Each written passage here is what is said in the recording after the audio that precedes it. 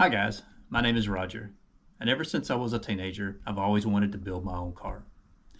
I started this channel to see if an average person, like me, can design and build their own mid-engine car. If you like what you see here in my videos, please click the like button and subscribe to the channel. If you know someone who you think might be interested in my videos, please share the videos with them. I'll be adding a new video every week, and with that out of the way, let's get started with this week's video. Well, I was planning on removing this engine right now. That was going to be the next thing on my list of things to do. But before I remove the engine, I want to finish the wiring up here to the ECU. I only have a couple more things to mount. Just need to drill a couple more holes, put in some rivet nuts, and fasten these wires up. And then the wiring here in this corner will be done for now. And because the wiring harness comes from the engine over to this, it would be easier to know where to mount everything before I pull the engine out. So let's button that up right quick, and then we'll start removing the engine.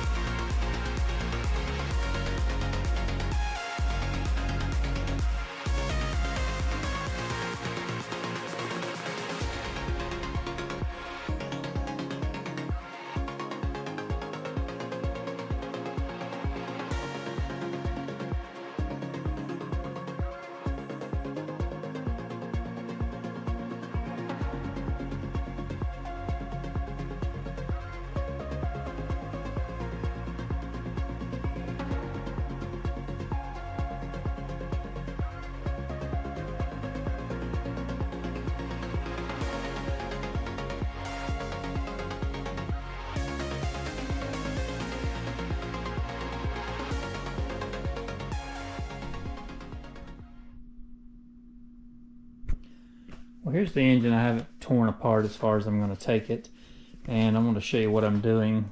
I removed the back cover with the rear main seal on it, and I took this off because I originally did not replace this. This is an oil passage. They call it a barbell. It directs the oil flow from the oil pump to the correct journals in the engine. And the old one is plastic, and it had been, well, it's probably I don't know how many miles the engine had on it originally, but well over 100,000 miles. So it was old and brittle, and if they break, they can cause a lot of issues for your engine. It won't oil correctly, and it will ruin the engine. So it was recommended to replace this. I did not know this originally. I've never rebuilt an LS engine like this before. So once I found out I needed to replace that, I decided to take the engine back apart to this point, and I bought an aluminum one as a replacement, and the oil pan had to come off also. And what I did to the oil pan, this is the oil return from one of the turbos, but one fitting wasn't enough for both turbos, so I drilled and tapped a hole here for another fitting. And I am waiting on that fitting to come in, and also the new gaskets and rear main seal before I can put this engine back together. I also put a steam kit, and I had bought a complete kit, a nice kit like this. But once it came, I realized it wouldn't fit. I did some more research, and it only works on the Holley mid-rise and high-rise intakes. And I have a Holley low-rise, so there's no clearance underneath to fit this kit, so I had to order a different kit. But that's where we're at. I am waiting on these parts to come in. They'll be here in 1 or 2 more days, and we'll put this engine back together and put it back in the car.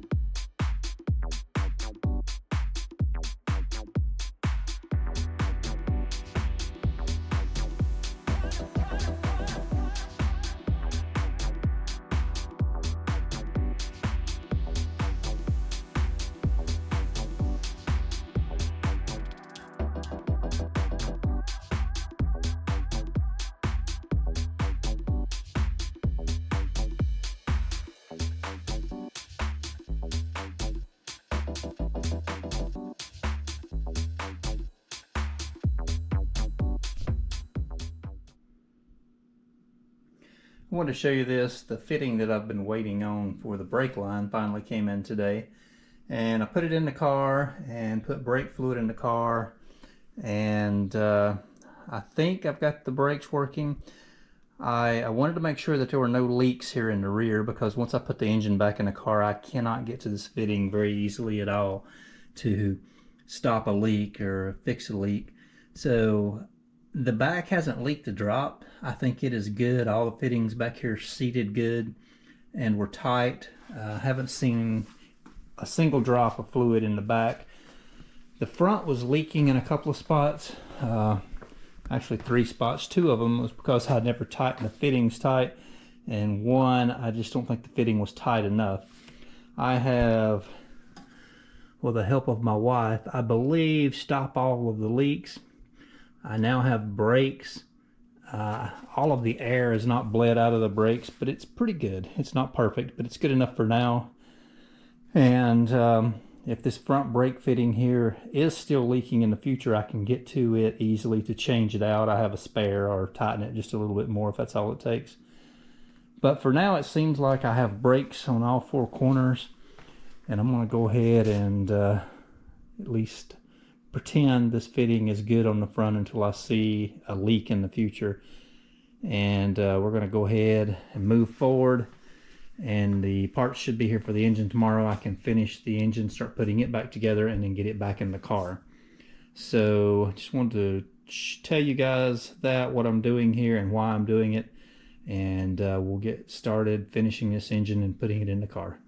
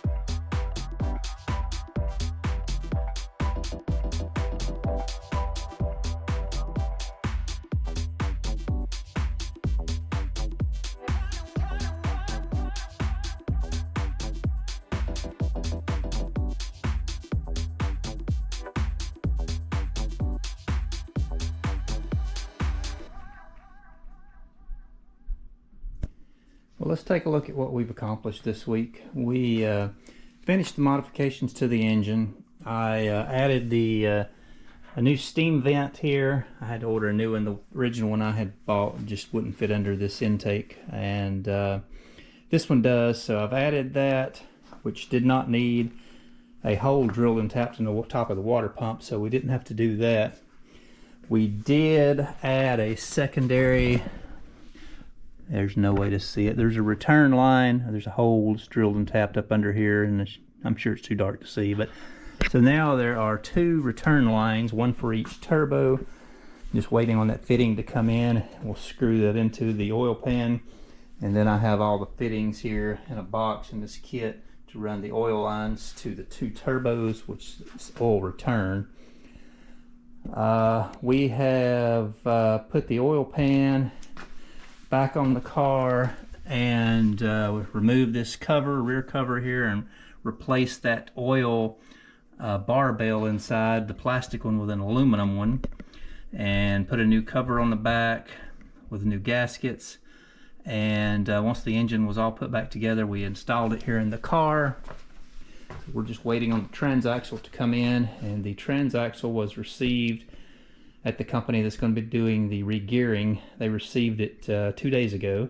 Today is Saturday, so they received it Thursday, and should take them about 3 or 4 days to do their modifications, and then another 2 or 3 days to ship it back. So we may get that back towards the end of next week, and it may be 2 more weeks.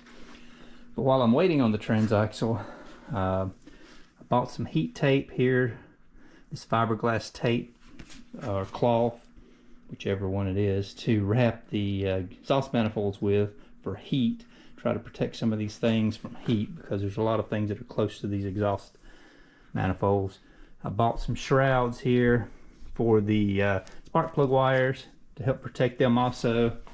And I think the 2 of those together should be sufficient to keep those plug wires from melting, hopefully anyway. We welded the bung in here into the exhaust manifold for the O2 sensor, but after I had watched some videos and said that was a perfect place to put it, I also saw a video after I put this in that said if you're running turbos, it should be after the turbo, which would mean it would need to be here in this pipe somewhere. So I need to do a little more research on that. I'm just not familiar enough with that to know exactly where it should go, but there is a chance we may have to put a plug in this bung and add another bung here for the O2 sensor. But I need to find out the correct answer for that. I'm plumbing the engine in, trying to tighten everything down, secure as we go. All of the fuel lines, oil lines, water lines, everything, because I'm trying to get the engine ready to run here in a couple of weeks.